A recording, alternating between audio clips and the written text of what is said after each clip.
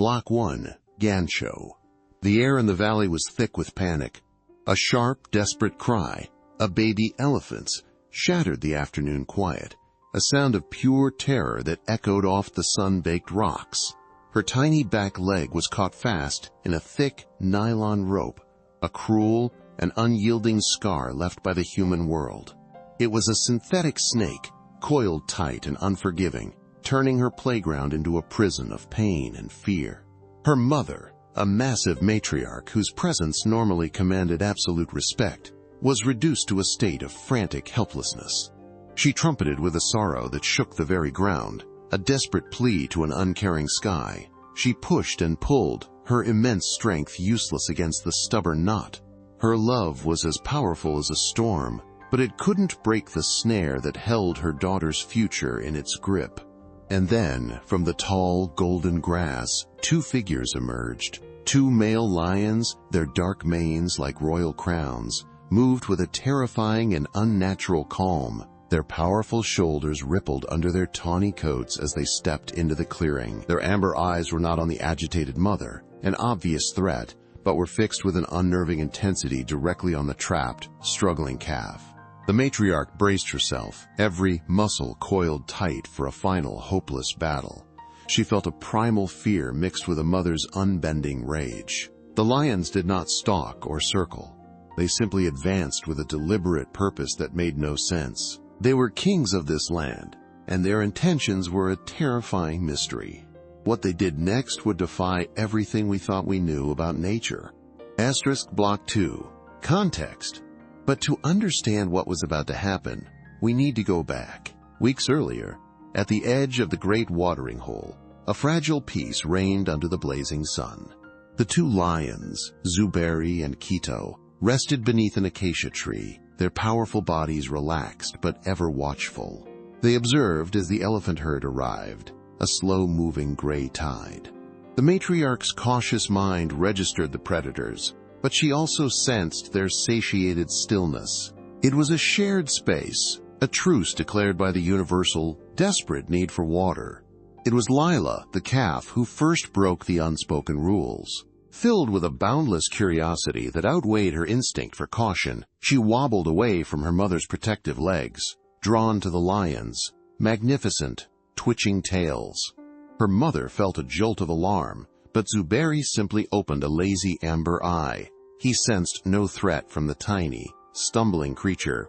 In his mind, she was not food, but a strange, harmless visitor in his kingdom. Lila, in turn, felt only fascination, not fear. This became their strange ritual. The lions grew accustomed to the calf's innocent presence. One afternoon, a skulking hyena saw an opportunity, darting toward the isolated calf. Before the matriarch could even react, Quito rose with a deafening roar that sent the scavengers scrambling back into the brush. The matriarch watched, her ancient mind processing the impossible. It was an act of a king protecting his domain, and the small calf was, inexplicably, part of it.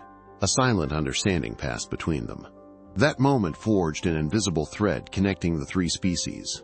The lions didn't see just any elephant calf caught in that snare. They recognized the scent of the small, fearless spirit from the watering hole.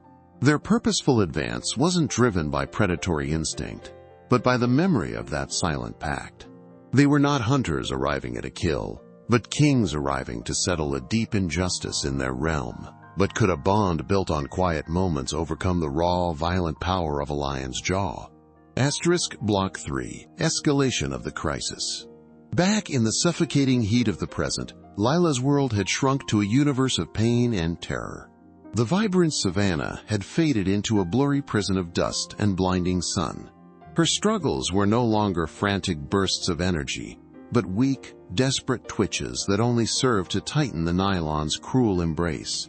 The rope, now slick with sweat and grime, had bitten deep into her flesh, a constant, throbbing agony that stole her breath. Her small, intelligent eyes, once bright with curiosity, were now clouded with exhaustion and a dawning, heartbreaking understanding of her own mortality. She let out a soft, whimpering sound, a stark contrast to her earlier piercing cries. It was the sound of a spirit beginning to break. a flame flickering against an overwhelming darkness. The matriarch felt a helplessness that was a physical poison in her veins. Her massive body, a fortress of strength, capable of felling trees and defending against any natural threat, was utterly useless against this synthetic enemy. She had paced a deep trench around her trapped daughter, her tusks scarring the earth in a display of impotent fury. Every fiber of her being screamed, to protect, to fight, but there was nothing to charge, nothing to gore. In her frantic distress, she had trumpeted warnings so fierce that the rest of the herd had retreated to a safe distance, leaving her and Lila terrifyingly alone. She was an island of power, surrounded by a sea of her own despair. And the savannah was watching. Drawn by the potent scent of distress that now tainted the air, the scavengers began to gather. On the distant horizon, their jittery, hunched silhouettes broke the clean line of the earth, the hyenas. Their eerie, whooping calls drifted on the wind, a chilling chorus that promised a grim finale to this tragedy. They were not driven by malice, but by the ancient, unpitying calculus of survival. They sensed weakness, an opportunity unfolding. The matriarch saw them, her great ears fanning to catch their unsettling laughter. She knew what they represented, a deadline. Once darkness gave them courage, they would close in. It was into this theater of despair that Zuberi and Quito walked. From their perspective, the scene was a discordant note in the symphony of their kingdom. The air, usually filled with the scent of grass and distant rain, was thick with the bitter smell of panic. They saw the matriarch's helpless fury and the calf's fading struggle. They noted the hyenas, the cowardly opportunists, gathering at the edges, but their ancient, predatory eyes, honed to see the slightest weakness in a moving herd, bypassed the living creatures. Their focus locked onto the true aberration, the dark, unnatural line of the rope. It was a foreign object, an offense that needed to be corrected. The matriarch's heart hammered against her ribs as she saw the lions. Her world, already a nightmare, twisted into an impossible choice. A million years of instinct screamed at her to place her body between the kings of the savannah and her vulnerable child. Every nerve ending fired with the primal command to attack. Yet she could not move away from Lila. To fight the lions meant abandoning her calf to the tightening snare. To stay with her calf meant allowing the lions to approach unchallenged. She was trapped in a triangle of threats, each one fatal, her mind fractured under the weight of a decision where every option led to loss. The sun bled across the sky, painting the clouds in hues of orange and blood, a celestial clock ticking down the final moments. Lila was barely conscious, her small chest rising and falling in shallow breaths. The matriarch stood frozen, a statue of grief, while the hyenas crept ever closer. The two lions continued their deliberate, silent advance, their intentions still a terrifying enigma, locked behind their golden eyes. The valley held its breath, a silent witness to a convergence of instinct and impending doom. Time was running out. Something had to be done, or all would be lost. The matriarch saw the lion, Zuberi, stop just a few yards away. His advance halted, but his presence was a crushing weight on the suffocating air. A million years of instinct screamed at her to charge, to trample the predator and accept the consequences. Her massive body trembled with the effort of holding back this primal urge. But then she saw his eyes. They weren't filled with the bloodlust of a killer sizing up a meal. Instead, his gaze was fixed with an unnerving, analytical intensity on the nylon rope cutting into her daughter's leg. A flicker of profound confusion pierced through her terror. He wasn't looking at Lila as prey. He was looking at her problem. This subtle shift in focus was a crack in the reality she had always known, a moment so bizarre it held her, and her rage, in suspended animation. From Zuberi's perspective, the scene was a violation of natural law. The calf's scent of terror was a bitter poison, an offense to the order of his kingdom. He saw the mother's magnificent power rendered useless, and the cowardly hyenas waiting for a tragedy to become a feast. His mind, a perfect engine of predation, processed all of this and discarded it, locking onto the true enemy, the synthetic, lifeless rope. It was an intrusion, a piece of the human world's carelessness that had no place here. A low growl rumbled in his chest, a sound of royal indignation. He met Quito's gaze, and in that silent, instantaneous exchange, a plan was forged. Quito dipped his head in assent, a silent pledge to cover him. The decision was made. This was not a hunt, it was an execution of a foreign threat. Breaking the tense silence, Zuberi took a deliberate step forward. It was not the stalking, silent tread of a hunter, but the heavy, purposeful step of a king on a mission. The matriarch flinched, a wave of terror washing over her again, but she remained frozen by the sheer audacity of his action. He completely ignored her, a creature that could end his life in a heartbeat. His focus, absolute. His amber eyes never left the rope. Each soft crunch of his paws on the dry earth was like a drumbeat, marking a change in the world's rhythm. He was closing the distance, willingly placing himself within striking range of the terrified mother, an act of such impossible trust or foolishness that it defied every rule of the savannah. The air crackled with a new kind of tension, not of a coming slaughter, but of an impending miracle. As Zuberi advanced, Quito moved with a fluid, lethal grace. He did not follow his brother toward the calf. Instead, he veered away, placing his powerful body like a golden shield between the elephants and the now nervous hyenas. He lowered his massive head and let out a snarl that was not loud but carried the absolute promise of violence. It was a clearer line drawn in the dust, a warning that the scavengers understood in their very bones. This was no longer an open invitation. It was a protected scene. The matriarch watched, her heart hammering, as this impossible alliance solidified before her. One lion was approaching her baby to confront the snare, the other standing guard. The kings were not there to kill, they were there to help. But how could fangs designed for tearing flesh ever bring freedom? The world seemed to slow, the setting sun freezing in its descent. Every sound was magnified, the frantic beat of the matriarch's heart, the shallow, ragged breaths of her calf, the soft whisper of dust swirling around Zuberi's paws. He lowered his magnificent head, a gesture of submission that was, in reality, an act of supreme confidence. The matriarch remained a mountain of petrified stillness, every instinct screaming to intervene, yet held captive by a sliver of impossible hope. Her mind, a library of ancient survival knowledge, had no reference for this moment. She watched as the predator's breath, warm and carrying the scent of wildness, misted over her daughter's trembling leg, a sacred space no enemy had ever been allowed to enter. Zuberi's focus was absolute, a laser beam of intent that burned through the chaos. His massive jaw, a weapon forged by millennia of evolution to crush bone and tear sinew, opened with an agonizing slowness. He completely ignored the living flesh, the easy meal that Lila represented.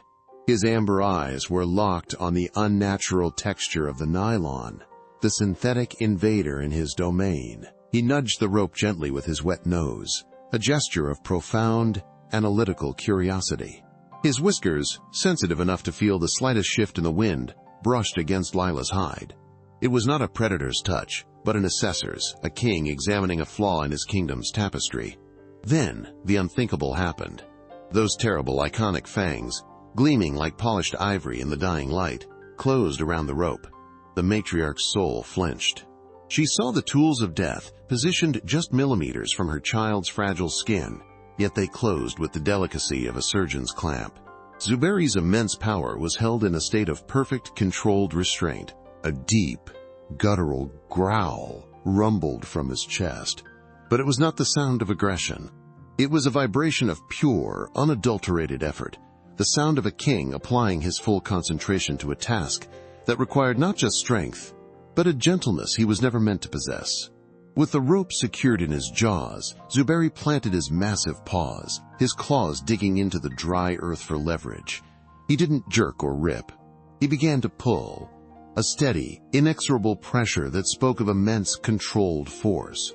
The muscles in his powerful neck and shoulders bunched into hard knots of solid gold under his hide. The nylon rope, designed to hold hundreds of pounds of weight, began to protest. It emitted a high-pitched, groaning sound, as its synthetic fibers stretched to their breaking point. Lila whimpered as the pressure intensified, a final spike of pain before the release. Her mother could only watch, her world balanced on the edge of a lion's tooth. The tension in the air was a physical thing, a taut wire stretched to its limit. The sun's last rays caught the rope, illuminating the individual fibers as they turned white under the phenomenal strain. For 1, 2, 3 eternal seconds, nothing happened. The universe seemed to hold its breath. Then, with a dull, muffled pop that was shockingly quiet, the bond broke. The synthetic snake was dead. Zuberi released his grip instantly, shaking his head once as if to clear the foul, unnatural taste from his mouth. The severed rope fell away, a harmless piece of trash once more. Lila was free. She stumbled, her leg buckling from numbness and relief, her eyes wide with disbelief. The release was a floodgate opening. A soft, bleating cry, a sound of pure, unadulterated relief, escaped Lila's throat. She scrambled on unsteady legs toward the safety she had thought lost forever, burying her head deep into the comforting shadow of her mother's immense body. The matriarch immediately responded, her trunk, a tool of immense power and delicate grace, wrapping around her calf in an embrace that conveyed a universe of love, fear, and gratitude. She rocked her gently, her deep, rumbling murmurs a promise that the nightmare was over. The immediate danger had passed, but the emotional shockwave of this impossible act was only just beginning to settle. What would the lions do now that their strange, self-appointed task was complete? Weeks later, under the gentle gaze of the African sun, the great watering hole was a portrait of perfect tranquility. The air, once thick with the metallic scent of fear, now carried only the sweet perfume of wet earth and wild acacia. Lila, the young elephant calf, moved with a newfound confidence, her once injured leg now bearing only a faint, silvery scar, a quiet reminder of her ordeal. She no longer strayed with reckless curiosity, but stayed close to her mother's side, their bond visibly deepened by the shared trauma and miraculous rescue. The matriarch's presence was different too. The constant sharp edge of vigilance had softened into a deep, watchful calm. She had witnessed the impossible, and it had forever changed her understanding of the world, teaching her that allies could be found in the most fearsome of forms, rewriting a million years of instinct. The rustle of golden grass announced their arrival. Zuberi and Quito emerged from the brush, their dark manes catching the light, their powerful forms moving with the silent grace of royalty. But this time, their appearance did not send a ripple of panic through the assembled herds. Instead, a profound stillness fell over the watering hole, a silence born not of fear, but of respect. The matriarch turned her massive head, her ancient eyes meeting Zuberi's. She offered no warning trumpet, no defensive posture. She simply watched as the two lions approached the water's edge, dipping their heads to drink. In that shared space, a silent pact was honored. They were no longer just predator and prey, they were neighbors, bound by a shared memory of an incredible day when the laws of nature were suspended for an act of pure, unexplainable empathy. This single event became a legend whispered on the wind, a story that reshaped the soul of the valley.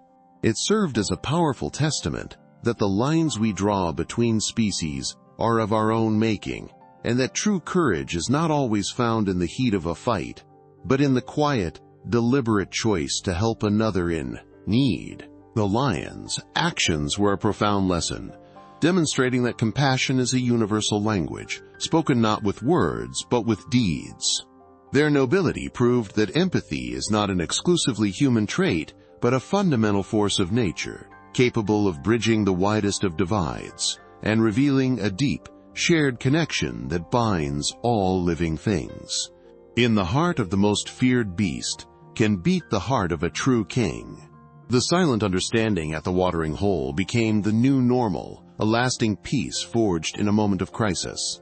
The lions and the elephants continue to share their kingdom, their story, a powerful, living reminder that the capacity for kindness exists everywhere, often where we least expect it.